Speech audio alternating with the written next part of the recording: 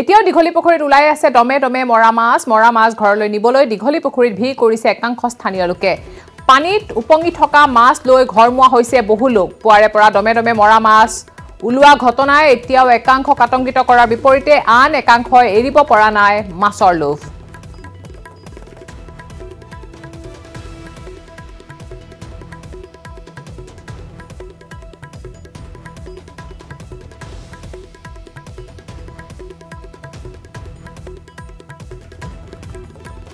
পুৱা দীঘলী পুখুৰীত যি মাছৰ অস্বাভাৱিক মৃত্যু হৈছিলে সেই মৃত্যুৰ কাৰণটিলৈ জানিব পৰা গৈছে এই মুহূৰ্তত দেখিছে যিবোৰ মাছ মৰা হৈছিলে সেই মাছবোৰ এতিয়া নিয়াত ব্যস্ত হৈ পৰিছে একাংশ লোকে আৰু ডাঙৰ ডাঙৰ যিবোৰ মাছ আছে সেই মাছবোৰ লৈ যোৱা দেখিবলৈ পোৱা গৈছে সকলোৱে কোনোবা যি ৰৌ বাহু বা ভকুৱা এনেদৰে লৈ যোৱা দেখিবলৈ পোৱা গৈছে আৰু সকলোৱে এটা মাছ নিবৰ বাবে ইতিমধ্যে হেতাৰ ওপৰত লগা দেখিবলৈ পোৱা গৈছে কি মাছ পালে এইটো মাছ কি নাম নাজানো দেই কিমান কেজিমান হ'ব 4 কেজিমান হ'ব 4 কেজিমান হ'ব হয় এনেদৰে দেখিব পাইছে আপুনি এটাৰ পিছত এটা ডাঙৰ মাছ এই মুহূৰ্তত লৈ যোৱা দেখিবলৈ পোৱা গৈছে আপুনি প্ৰত্যক্ষ কৰে অনেক দৃশ্য দেখিবলৈ পাব এয়া হৈছে এটা ডাঙৰ মাছ এই মাছটো কি এইটো বিকেট মাছ স্যাৰ বিকেট মাছ কিমান কেজি হ'ব এইটো 500 কিলো আৰামছে হ'ব ওজন আছে পুৰা ওজন আছে এইটো 500 কিলো আজি খানা ভালকৈ হ'ব খানা এইটো বঢ়িয়া খানা এয়া দেখিব পাইছে আৰু মই দেখাবলৈ চেষ্টা কৰিম যে ইতিমধ্যে মাছ নিয়াত ইতিমধ্যে সকলো ব্যস্ত হৈ পৰিছে যিবোৰ মাছ মৰিছিল আচলতে সেইবোৰ মাছ ইতিমধ্যে লৈ যোৱা দেখিব পাইছে কি মাছ নিছে এইটো ভকুৱা আছে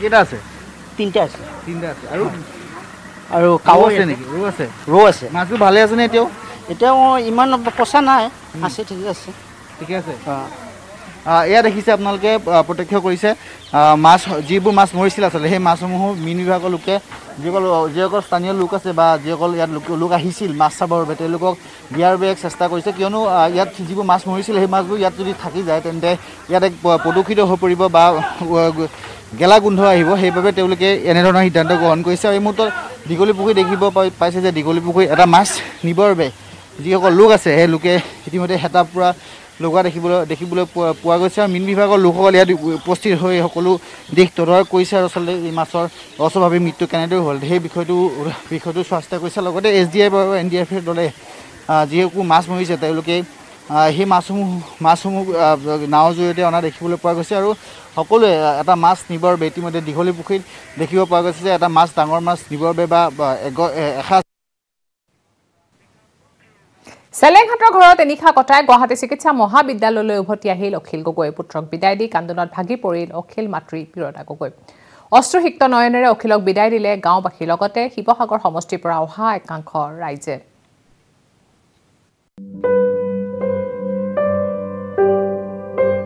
চেলেংহাটৰ ঘৰত এনিশা কটাই GMCHলৈ উভতিল অখিল গগৈ অশ্ৰুসিক্ত নয়নেৰে অখিলক বিদায় গাঁওবাসীৰ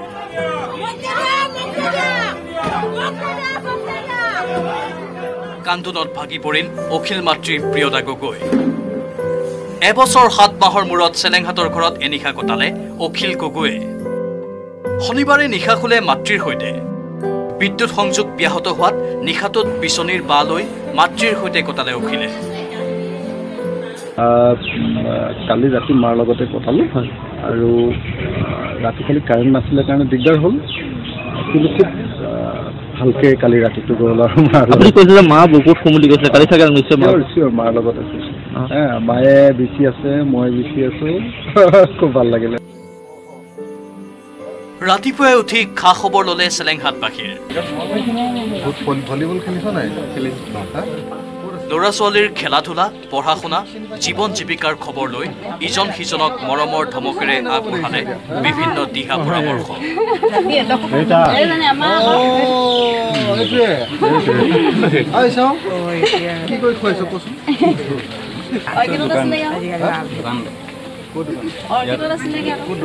তাৰ পাছতেই মজিয়াতেই পাতি পাৰি লগে ভাগে খালে এসাঁজ ভাত কণমানিটোৰ পৰা অলৰ বৃদ্ধলৈকে ঘৰখনলৈ ঢপলিয়াই অহা বহুজনৰ সৈতে মৰম চেনেহ ভগাই ল'লে অখিলে লগ পালো অখিলক কিমান হ'ল 2 মিনিট মান কি কথা পাতিলে আপোনাৰ লগত কথা নকিয়া মোক ধৰিলে ময়ো ধৰিলো উন্নয়নৰ কথা পাতিলে শিৱসাগৰ সমষ্টিৰ পৰা অহা লোকৰ সৈতে খাই বস্তুটোৱে মোৰ ঘৰৰ সন্মুখত ততে বহাই লৈ শিৱসাগৰ দখল কৰাৰ পাছত এইবাৰ মৰিয়নিৰ উপনিৰ্বাচনত ৰূপজ্যোতি কৰ্মীক জুলুকে পানী খুৱাব বুলিও হুংকাৰ দিলে শৃংখল চলিহা। আমাৰ মৰিয়নিৰ হ'বলগীয়া নিৰ্বাচন সম্পৰ্কত অলপ আলোচনা হ'ল আৰু ৰূপজ্যোতি কৰ্মীক হৰুৱা হ'ব। সমূহ বিৰোধী শক্তি ঐক্যবদ্ধ হৈ ৰূপজ্যোতি কৰ্মীৰ দৰে জাতিৰ দালালক হৰুৱাৰ সময় আহি গ'ল। ইজন সিজনৰ সৈতে কথা পাতি থাকোঁতেই পাৰ হৈ গ'ল এদিন এৰাতি। সময় বাগৰাৰ লগে লগে চেলেংহাটৰ ঘৰত ক্ৰমে বাঢ়ি আহিল নিৰাপত্তাৰক্ষীৰ সংখ্যা। আৰক্ষী নিৰাপত্তাৰক্ষীয়ে সাজু কৰিলে এস্কৰ্টৰ বাহন। যোৱাৰ পৰত সেমেকি উঠিল সকলোৰে চকু। কান্দোনত ভাগি পৰিল অখিলৰ মাতৃ। কান্দোন সামৰিব নোৱাৰিলে ৰাইজেও। ভুৰি ভুৰি আশীৰ্বাদ দি জনতাই বিদায় দিলে অখিলক। এবছৰ 7 মাহৰ মূৰত প্ৰিয় নেতাজনক কাষত পাই আৱেগিক হৈ পৰিল সকলো।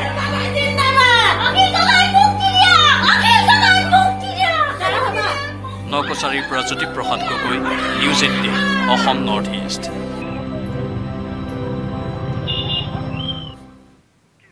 অসমত চেঞ্চুৰী কোবোৱাৰ দিশে পেট্ৰল ডিজেলৰ মূল্য। গুৱাহাটীত 94 টকা 77 পইচাৰ বিপৰীতে মাজুলীত 96 টকা 42 পইচা হৈছে প্ৰতি লিটাৰ পেট্ৰলৰ মূল্য। ইন্ধনৰ ক্ৰমবৰ্ধমান মূল্যবৃদ্ধিত সৰ্বসাধাৰণৰ হাহাকাৰ, কিন্তু তাৰ পিছতো নিৰ্বিকাৰ চৰকাৰ।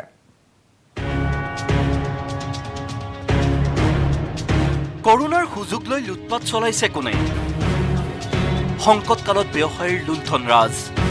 শতকৰ দিশে গতি কৰিছে পেট্ৰলৰ দামে। বজাৰতো মূল্য বৃদ্ধিৰ জুই। মূল্য বৃদ্ধিক লৈ উদ্বেগজনক নীৰৱতা চৰকাৰৰ। অতিমাৰী কৰোনা নিয়ন্ত্ৰণ হ'ব লাগে ঠিকেই, তাৰ বাবে চৰকাৰে লোৱা পদক্ষেপক প্ৰশংসাও কৰিছে বহুজনে। কিন্তু কৰোনাই অনা সংকটৰ সুবিধা লৈ হোৱা মূল্য বৃদ্ধি কিয় নিয়ন্ত্ৰণ কৰিব পৰা নাই চৰকাৰে? বিগত কিছু মাহত ৰাজ্যত অভাৱনীয় হাৰত বৃদ্ধি পাইছে সকলো সামগ্ৰীৰ মূল্য। প্ৰতিবিধ শাক পাচলিৰ প্ৰতি কিলোৰ মূল্যই 80 টকাৰ ওপৰত। দুঃসময়ত উপাৰ্জন হ্ৰাস পোৱা মধ্যবিত্ত আৰু নিম্নবিত্ত লোকৰ বাবে দুৰ্মূল্য হৈ পৰিছে আলু, পিঁয়াজ, জিকা, বেঙেনা আদি। প্ৰতি কিলো ৰঙালাওৰ দাম উঠিছে 100 টকালৈ। প্ৰতি কিলো ব্ৰইলাৰৰ দাম উঠিছে 300 টকালৈ। ছাগলীৰ মাংসৰ দামে চুইছে 800 টকাৰ ঘৰ। মিঠাতেল, চাউল, চেনি আদিৰ বজাৰতো জুই। গৃহ নিৰ্মাণ সামগ্ৰীৰ দাম বৃদ্ধি পাইছে 40% পৰ্যন্ত। ইমানৰ পিছতো চৰম উদাসীনতা হিমন্ত বিশ্ব শৰ্মা চৰকাৰৰ। কুম্ভকৰ্ণ নিদ্ৰাত মন্ত্ৰী ৰঞ্জিত দাসৰ যোগান বিভাগ। মুনাফালোভী বেপাৰীৰ হাতত বজাৰ এৰি চমক সৃষ্টিত লাগিছে একাংশ নেতা মন্ত্ৰী। মই মতালেৰে দাম বৃদ্ধি কৰি দৈনিক কোটি কোটি টকা লুণ্ঠন কৰা ফাঁচী বজাৰৰ বেপাৰীক নাকি লগাবলৈ সাহস নকৰে দিছপুৰে। কোটি কোটি টকা লুণ্ঠন কৰি সংকটকালত সৰ্বসাধাৰণ ৰাইজৰ জীৱন দুৰ্বিষহ কৰি তোলা মূল্য বৃদ্ধিক লৈ তীব্ৰ প্ৰতিক্ৰিয়াৰ সৃষ্টি হৈছে সৰ্বত্ৰ। পেট্ৰলৰ মূল্য বুলিয়ে নহয়, আজি ধৰক বজাৰত প্ৰতিটো বস্তুৰ মূল্য দিনক দিনে হুৰা বাঢ়িবলৈ লৈছে। গতিকে এই ক্ষেত্ৰত এজন সুদক্ষ মুখ্যমন্ত্ৰী হিচাপে আৰু আমাৰ যিজন যোগান মন্ত্ৰী আছে তেখেতকো আমি অনুৰোধ কৰিব বিচাৰিছোঁ যাতে আজিৰ তাৰিখৰ পৰা আমি যিহেতু বহুত আশা কৰি তেখেতলোকক ভোট দি আমি জিকাইছিলোঁ, গতিকে এই ক্ষেত্ৰত এটা সঠিক পথত এটা সঠিক উচিত সিদ্ধান্ত ল'ব বুলি আমি আশা ৰাখিছোঁ। গুৱাহাটী মহানগৰীকে ধৰি ৰাজ্যৰ বিভিন্ন প্ৰান্তত প্ৰতি লিটাৰ পেট্ৰলৰ দাম বৃদ্ধি পাইছে 94 টকাৰ পৰা 96 টকালৈ। বিগত 2 মাহ ধৰি সঘনে বৃদ্ধি পাইছে ইন্ধনৰ দাম। সাধাৰণ আয় কৰা লোকৰ বাবে গাড়ী মটৰ চলোৱাটো এতিয়া হৈ পৰিছে সপোন স্বৰূপ। ইমানে মূল্যবৃদ্ধি হৈছে। আমাৰ মানে যি এটা সম্পদ আছে আমি সেইটো চলাবলৈও মানে পেট্ৰলৰ কাৰণে আমি পেট্ৰল ভৰাবলৈ আমি চিন্তা কৰোঁ। মানে দিনক দিনে পেট্ৰলৰ মানে ইমানেই দাম বাঢ়িছে, পেট্ৰলৰ বাহিৰেও খাদ্য সামগ্ৰীটো ইমানেই দাম বাঢ়িছে মানে কোনো মানে বাকী নাথাকে। কিন্তু প্ৰশ্ন হৈছে মূল্য বৃদ্ধিৰ পৰা ৰাইজক সকাহ দিয়াৰ সক্ষমতা নাই নেকি চৰকাৰৰ? মুনাফালোভী ব্যৱসায়ীৰ পকেটত সোমাই পৰিছে নেকি নতুন চৰকাৰখন?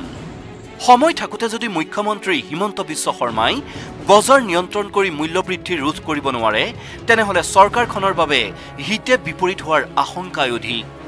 Bureau report, news 18 Assam north east.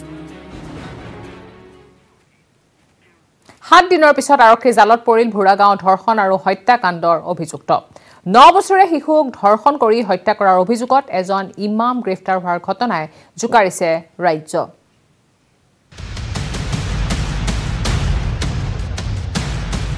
ধৰ্ষণ কৰি 9 বছৰীয়া শিশুক হত্যা কৰাৰ অভিযোগত এজন ইমামক গ্ৰেপ্তাৰ। 20 জুনত সংঘটিত হৈছিল বৰ্বৰ ঘটনাটো পুৱা 5:30 বজাত নিৰুদ্দেশ হোৱা শিশুটিৰ মৃতদেহ উদ্ধাৰ হৈছিল বিয়লি 3 বজাত 9 বছৰীয়া শিশুটিক ধৰ্ষণ কৰি হত্যা কৰাৰ প্ৰমাণ পোৱাৰ পাছতেই আৰম্ভ হৈছিল মৰিগাঁও আৰক্ষীৰ তদন্ত কিন্তু 5 দিনৰ পাছতো ধৰ্ষণকাৰী ঘাতক গ্ৰেপ্তাৰ নোহোৱাত ঘটনাস্থলীত উপস্থিত হৈছিল মুখ্যমন্ত্ৰী হিমন্ত বিশ্ব শৰ্মা মই ব্যক্তিগতভাৱে তদন্তৰ অগ্ৰগতিৰ বিষয়ে খবৰ ল'বলৈ আজি ভোৰা গাঁৱত আহিছিলো মুখ্যমন্ত্ৰীৰ উপস্থিতিৰ পাছতেই তৎপৰ হ'ল মৰিগাঁও আৰক্ষী এদিন পাছতেই আৰক্ষীয়ে গ্ৰেপ্তাৰ কৰিবলৈ সক্ষম হ'ল অভিযুক্ত মহম্মদ সৈয়দ আলী মুন্সি পেছাত এজন ইমাম সৈয়দ আলী মুন্সি যিজন ইমামৰ বিৰুদ্ধে পূৰ্বেও আছে বহুকেইটা নাৰী নিৰ্যাতনৰ ঘৃণনীয় অভিযোগ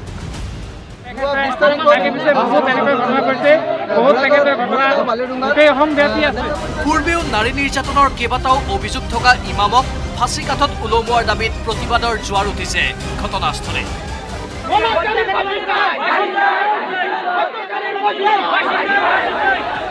কিন্তু কেনেকৈ সফল হ'ল মৰিগাঁও আৰক্ষী ইমামক গ্ৰেপ্তাৰৰ পাছত দিয়া সংবাদমেলত সেই ব্যাখ্যা কৰিলে আৰক্ষী অধীক্ষকে ঘৰৰ কাষতে উদ্ধাৰ হোৱা 9 বছৰীয়া শিশুটিক প্ৰতিবেশীয়ে ধৰ্ষণ কৰি হত্যা কৰাৰ সন্দেহ কৰিছিল আৰক্ষীয়ে তদন্তৰ ক্ষীপ্ৰ গতি দেখি যেতিয়া অভিযুক্তই ভুক্তভোগী পৰিয়ালক প্ৰলোভন দিয়াৰ তথ্য লাভ কৰিলে তেতিয়াই নিশ্চিত হ'ল আৰক্ষীয়ে সেই সূত্ৰৰ আঁত ধৰিয়েই শনিবাৰে নিশা 8 বজাত आरक्षी गिरफ्तार करिले इमाम मोहम्मद सैयद अली मुंशी।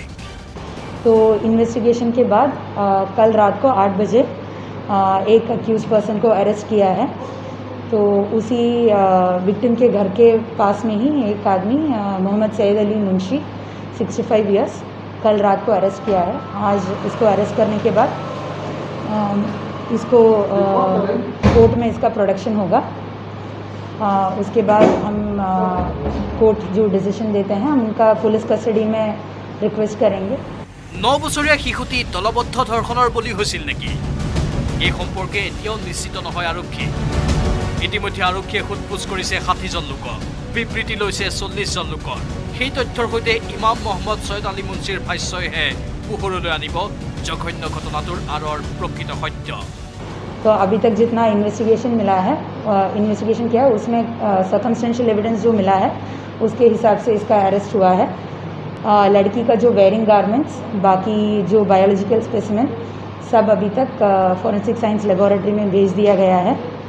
सो एंड उसका पोस्टमार्टम भी किया गया है। तो बाकी इन्वेस्टिगेशन के बाद जो भी अपडेट है विल इन्फॉर्म द मीडिया।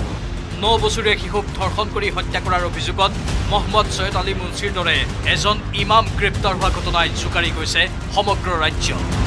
মৰিগাঁৱৰ পৰা পৱনজ্যোতি ডেকা, নিউজ 18 অসম নৰ্থ ইষ্ট। ৰাজ্যৰ ৰাজনীতিত পুনৰ চৰ্চাত হাগ্ৰামা মহিলাৰ প্ৰসংগ। নিৰ্বাচনৰ প্ৰাক মুহূৰ্তত বিজেপিৰ সংগ এৰি বিৰোধী মহাজোঁটত চামিল হোৱা হাগ্ৰামা নেতৃত্বাধীন বিপিএফক লৈ উত্থাপন হৈছে এতিয়া প্ৰশ্ন। ৰাজনীতিত সুযোগৰ সন্ধানত থকা হাগ্ৰামাই পুনৰ মাৰিব নেকি পাভলতি? বিজেপিলৈ বাদ বনাইছে নেকি বিপিএফে? মহাজোঁটৰ সংবাদমেল বৰ্জন কৰিলে কিয় হাগ্ৰামাই? 25 লাখ টকা আৰু হাগ্ৰামাৰ অংক। নিৰ্বাচনৰ প্ৰাকখনত নিশাটোৰ ভিতৰতে মহাজোঁটৰ অংশীদাৰ হৈছিল বিপিএফ। বিজেপিক উৎখাত কৰাৰ হুংকাৰেৰে ৰিপুণ বৰা বদৰুদ্দিন আজমলৰ সৈতে হাত মিলাইছিল হাগ্ৰামা মহিলাৰীয়ে। হিমন্ত বিশ্ব শৰ্মাক সঘনে আক্ৰমণৰ লক্ষ্য কৰি লৈছিল হাগ্ৰামাই। কিন্তু নিৰ্বাচনৰ ফলাফলৰ পিছত যেন সুৰ সলাব ধৰিছে হাগ্ৰামা মহিলাৰীয়ে। এই কথা স্পষ্ট হৈ পৰিল শনিবাৰে মহাজোঁটে অনুষ্ঠিত কৰা সংবাদমেলত। এই সংবাদমেলত ৰিপুণ বৰা, অজিত ভূঞাকে ধৰি মহাজোঁটৰ নেতাসকলে অংশ লৈ হিমন্ত বিশ্ব শৰ্মা চৰকাৰক কঠোৰ ভাষাৰে কৰিছিল সমালোচনা। কিন্তু মহাজোঁটৰ অন্যতম অংশীদাৰ বিপিএফক দেখা নগ'ল এই সংবাদমেলত। এই কথা স্বাভাৱিকতে সৰব চৰ্চা হৈছে ৰাজনৈতিক মহলত। এখোজ দুখোজকৈ বিজেপিমুখী হ'ব খুজিছে নেকি বিপিএফ? কিয়নো শনিবাৰৰ সংবাদমেলৰ পূৰ্বে জনতা ভৱনত মুখ্যমন্ত্ৰী হিমন্ত বিশ্ব শৰ্মাক সাক্ষাৎ কৰিছিল বিপিএফে। হাগ্ৰামা মহিলাৰীৰ নেতৃত্বত যোৱা প্ৰতিনিধি দলটোৱে মুখ্যমন্ত্ৰী সাহায্য পুঁজিলৈ অৰ্পণ কৰিছিল 25 লাখ টকাৰ চেক। আগদিনা 25 লাখ টকাৰ চেক দি পিছদিনা মহাজোঁটৰ সংবাদমেল বৰ্জন কৰিলে হাগ্ৰামাই। স্বাভাৱিকতে ৰাজনৈতিক মহলত চৰ্চা হৈছে এই প্ৰসংগ। ইফালে হাগ্ৰামাৰ এই স্থিতিক লৈ তাৎপৰ্যপূৰ্ণ মন্তব্য কৰিলে বিৰোধী দলপতি দেৱব্ৰত শইকীয়াই। তেওঁ ক'লে BPF মহাজোঁটত আছে নে নাই ৰিপুণ বৰাহে জানে। এই ক্ষেত্ৰত মই আমাৰ ৰিপুণ বৰা ডাঙৰীয়া কি মন্তব্য দিয়ে সেইটোৱে আটাইতকৈ গুৰুত্বপূৰ্ণ হ'ব বুলি ভাবোঁ। তেওঁলোক কিয় নাহিলে এই কথাটো মই নাজানো, গতিকে এইটো আপুনি সভাপতিৰ পৰা মন্তব্য ল'লে ভাল হ'ব। তথাপিতো তেওঁলোকৰো গুৱাহাটীত থকা কোনোবা এজন চাগে অহা হ'লে ভাল আছিলে। এনেদৰে এতিয়া সন্দেহজনক স্থিতিত উপনীত হৈছে হাগ্ৰামা মহিলাৰী নেতৃত্বাধীন BPF। ৰাজনীতি মানে সুযোগৰ সন্ধান বুলি ভবা হাগ্ৰামা মহিলাৰে নতুন সুবিধাৰ অংকত বিজেপিৰ শৰণাপন্ন হ'লেও আচৰিত হ'ব লগা একো নাথাকিব। Bureau report, news 18 Assam north east. ইফালে মহাজোঁটৰ বাবে বিগত নিৰ্বাচনত BPFৰ বিপৰ্যয় হ'ল বুলি তাৎপৰ্যপূৰ্ণ মন্তব্য প্ৰাক্তন মন্ত্ৰী ৰিহন দৈমাৰীৰ। বিৰোধী মহাজোঁটৰ অংশ হোৱাৰ বাবে তেওঁ হাৰিল বুলি নিউজ 18ৰ আগত মন্তব্য কৰি দৈমাৰীয়ে কয় যে এতিয়া মহাজোঁট BPF এৰিব লাগিব। BPFে মহাজোঁট ত্যাগ নকৰিলে তেওঁ নিজে BPF ত্যাগ কৰিব বুলি ব্যক্ত কৰি ৰিহন দৈমাৰীয়ে লগতে কয় যে এতিয়া চৰকাৰক সহযোগ কৰাৰ সময়। স্বাভাৱিকতে ৰিহন দৈমাৰী মন্তব্য পুনৰ স্পষ্ট কৰিছে মহাজোঁটৰ লগত BPFৰ দূৰত্ব। উল্লেখ্য যে শনিবাৰে মহাজোঁটৰ সংবাদমেল বৰ্জন কৰিছিল BPFে। ইয়াৰ পূৰ্বে BPFে মুখ্যমন্ত্ৰীক সাক্ষাৎ কৰি 25 লাখ টকাৰ চেক অৰ্পণ কৰাৰ পিছতে BPFৰ বিজেপিমুখী যাত্ৰা সন্দৰ্ভত চলিছে ব্যাপক চৰ্চা। আমাৰ BPF দলে এটা কোৰ কমিটি গঠন কৰি দিয়া হৈছিলে আৰু মই এজন মেম্বাৰ আছিলোঁ তাতে। যেতিয়া মহাজোঁটত থকাৰ কথা আলোচনা হৈছিল মই ব্যক্তিগতভাৱে মই অলপ আপত্তি কৰিছিলোঁ যে মোৰ ওদালগুৰি সমষ্টিটো অলপ সুকীয়া, যদি মহাজোঁটত যদি থকা হয় মই কিন্তু মোৰ ক্ষতি হ'ব।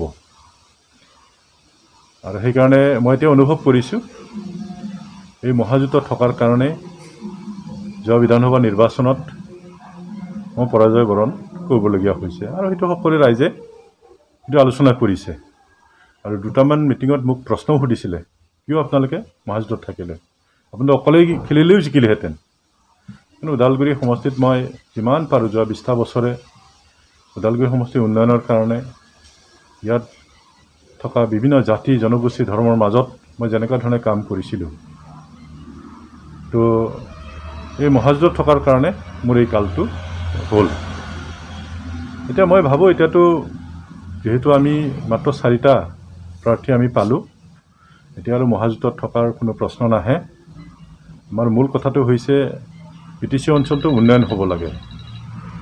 BTC অঞ্চলৰ উন্নয়নৰ স্বাৰ্থত যি চৰকাৰ আছে সেই চৰকাৰৰ লগত থাকি সহযোগ কৰি কাম কৰাটো মই উচিত বুলি মই বিবেচনা কৰোঁ আৰু মই ব্যক্তিগতভাৱে।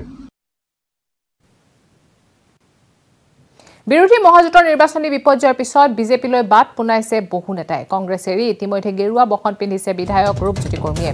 ইয়াৰ পূৰ্বেও আন কেইবাগৰাকীও কংগ্ৰেছী নেতাই হাত এৰি আঁকোৱালি লৈছে পদুমক।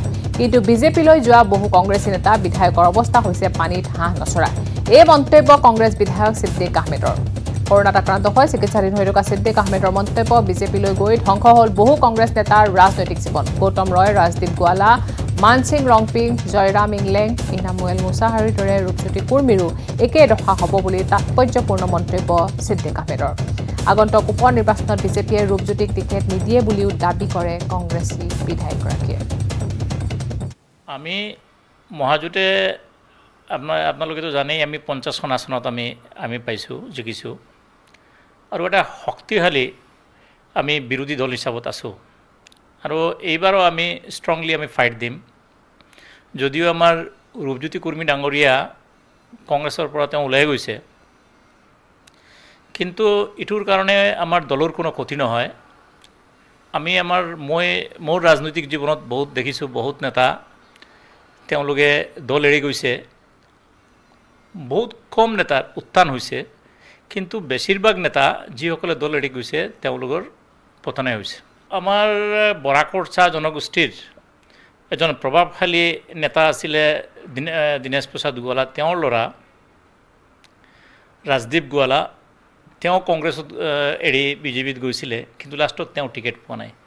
তেনেকুৱা ৰংপি ডাঙৰীয়া গৈছিলে আমাৰ ধুবুৰীৰ আমাৰ আবু তাহেৰ বেপাৰী চাবু বিজেপিত গৈছিলে।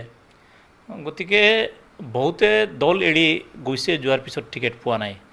গতিকে মই ভাবোঁ এইটো ক্ষেত্ৰত যেতিয়া দল পৰিত্যাগ কৰিব অন্তত চাই চিতি বুজি মেলি অন্তত ৰাজনৈতিক যদি আপুনি বুটত যদি নিজিকে তেতিয়াহ'লে আপোনাৰ ফিউচাৰ নাই।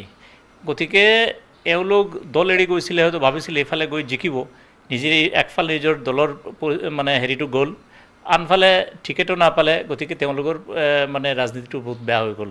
গতিকে বহুত পলিটিচিয়ান তেনেকুৱা তেওঁলোকৰ পলিটিকেল লাইফ ধ্বংস হৈছে।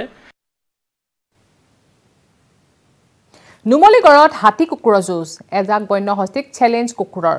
জনাঞ্চললৈ নামি অহা হাতীৰ জাকটোক বনাঞ্চললৈ খেদি পঠোৱাৰ চেষ্টা কুকুৰটোৰ। হাতী মানুহৰ সঘন সংঘাতে ভয় ভিতৰ নোহোৱা কৰা স্থানীয় লোকে আমেজ লৈছে কুকুৰটোৰ সৈতে এজাক বন্য হস্তীৰ মাজৰ যুঁজ।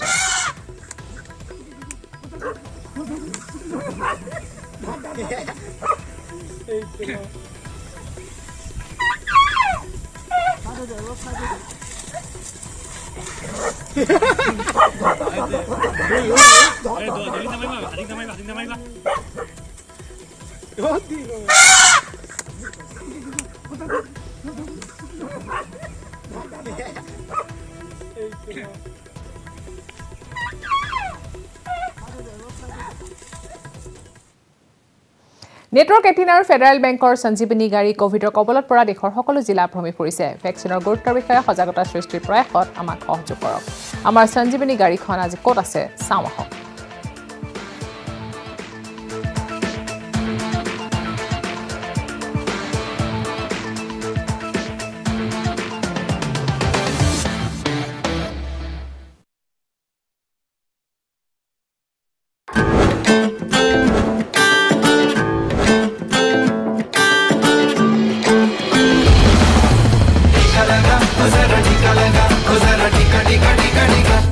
आपने टीका लगाया क्या?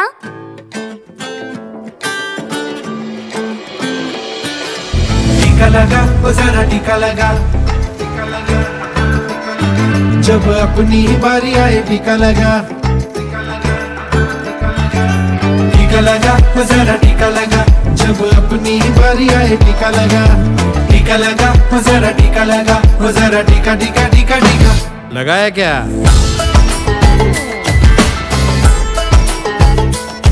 चल हाथ बढ़ा और साथ सभी के चल दे। एक टीके से बन जाए बात समझ ले। परिवार साथ मित्रों को शामिल करके लड़ जाएंगे टीकाकरणों के दम पे। ओ ये जो ढाल सी है वो कमाल सी है, संजीवनी आई यहाँ। टीका लगा, तो जरा टीका लगा। जब अपनी बारी आए टीका लगा। टीका लगा, तो जरा टीका लगा। तो जरा टीका टीका टीका टीका लगाया क्या?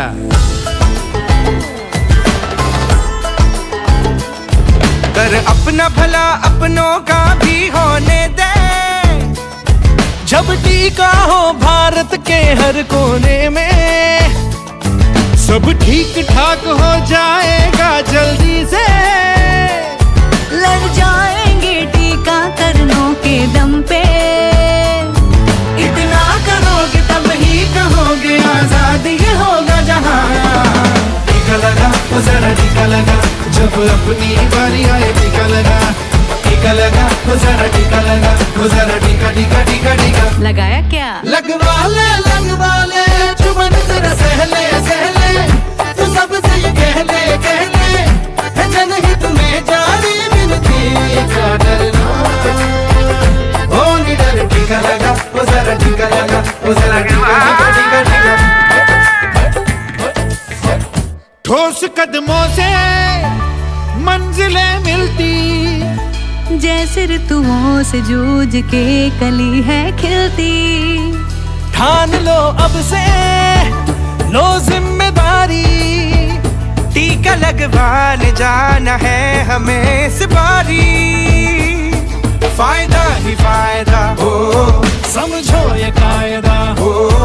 बस छोटी मांग है नहीं कोई ज्यादा।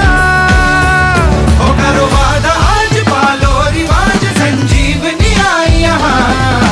टीका लगा, वो जरा टीका लगा। जब अपनी बारी आए टीका लगा। टीका लगा, वो जरा टीका लगा। जब अपनी बारी आए टीका टीका लगा ओ जरा टीका लगा जब अपनी बारी आए टीका लगा ओ जरा टीका लगा ओ जरा टीका टीका टीका टीका लगाया क्या ओ जरा टीका लगा जब अपनी बारी आए टीका लगा কাইলৈৰ পৰা ৰাজ্যত কোভিডৰ নতুন নীতি নিৰ্দেশনা নতুন এছঅপি অনুসৰি কামৰূপ মহানগৰত বিয়লি 4 বজালৈ খোলা থাকিব দোকান পোহাৰ সন্ধিয়া 5 বজাৰ লগে লগে কামৰূপ মহানগৰত আৰম্ভ হ'ব সান্ধ্য আইন কামৰূপ মহানগৰ সহ 10খন জিলাত সন্ধিয়া 5 বজাৰ পৰা পুৱা 5 বজালৈ বলবৎ হ'ব কাৰফিউ কামৰূপ মহানগৰ সহ আন 9খন জিলা দক্ষিণ হালমৰা মাজুলী বঙাইগাঁও চিৰাং উদালগুৰি পশ্চিম কাৰ্বি আংলং ডিমা হাছাও চৰাইদেউ আৰু হাইলাকান্দি ইপিনে 3 জিলাৰ লগতে এটা মহকুমা ঘোষণা কৰা হৈছে সম্পূৰ্ণ কণ্টেইনমেণ্ট জোন হিচাপে এসপ্তাহৰ বাবে সম্পূৰ্ণ বন্ধ থাকিব মৰিগাঁও গোৱালপাৰা বিশ্বনাথ জিলা আৰু বোকাঘাট মহকুমা আনহাতে দীৰ্ঘদিন ধৰি বন্ধ হৈ থকা আন্তঃ জিলা যাতায়াতৰ ক্ষেত্ৰতো বাহাল থাকিব পূৰ্বৰ নিষেধাজ্ঞা পৰৱৰ্তী নিৰ্দেশনা জাৰি নকৰালৈকে কাইলৈৰ পৰা ৰাজ্যত বলবৎ হ'ব কোভিডৰ নতুন এছপি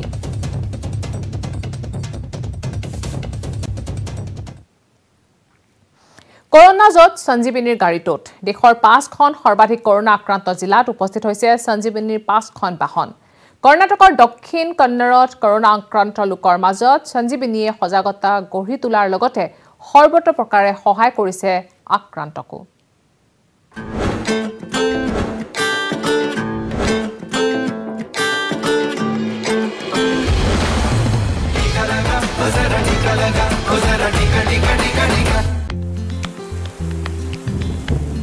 দক্ষিণ পশ্চিম মৌচুমীৰ প্ৰথম বৰষুণ লাগে বৰষুণ বা ৰদেই হোক সঞ্জীৱনী গাড়ী কিন্তু ৰৈ যোৱাৰ নাম লোৱা নাই পশ্চিমী ঘাটৰ ঘূৰণীয়া আৰু একাবেকা ৰাস্তাৰে গৈ সঞ্জীৱনী গাড়ী কৰ্ণাটকৰ দক্ষিণ কন্নড় এলেকাৰ গাঁৱে গাঁৱে উপস্থিত হৈছেগৈ য'ত সকলোৰে মাজত কোভিড-19 টিকাকৰণৰ সজাগতা আগবঢ়োৱা হৈছে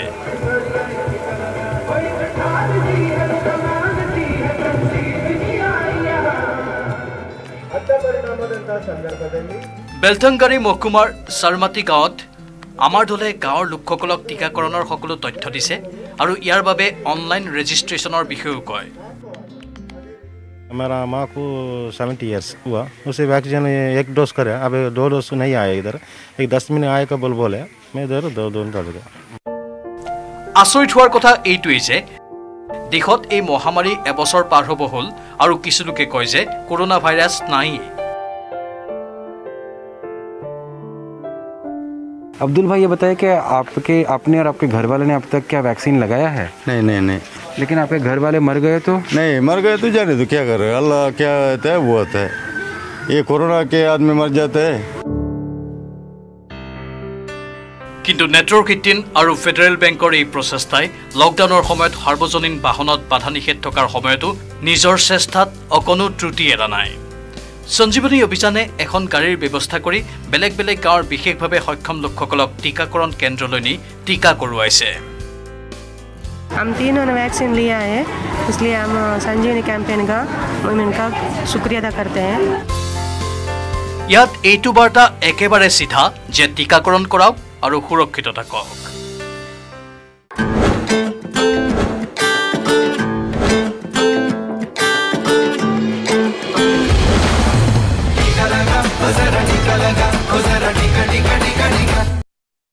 অৱতৰত ঢেকীৰ গুমগুমনি খুমঠাৰ ঐতিহাসিক যোগীবাৰী পৰ্যটন ক্ষেত্ৰত শাৰী শাৰী ঢেকী হালত ব্যস্ত হৈছে মহিলা প্ৰতিখন হালতে প্ৰস্তুত কৰিছে চিৰা সান্দহ পিঠাগুৰি কিন্তু কিয় এই প্ৰতিবেদন আগবঢ়াই বিদায় লৈছো এতিয়া বাতৰিৰ পৰা নমস্কাৰ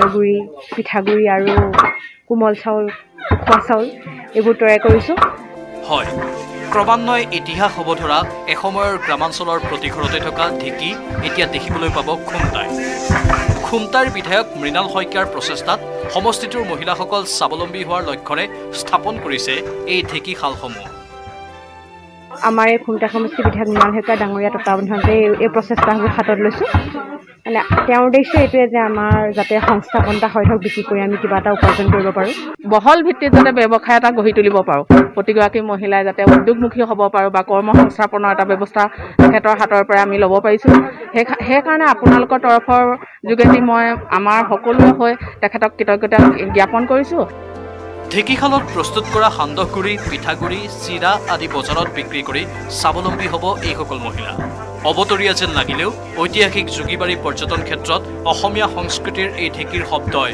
প্ৰাণ চঞ্চল কৰি তুলিছে প্ৰতিজন অসমীয়া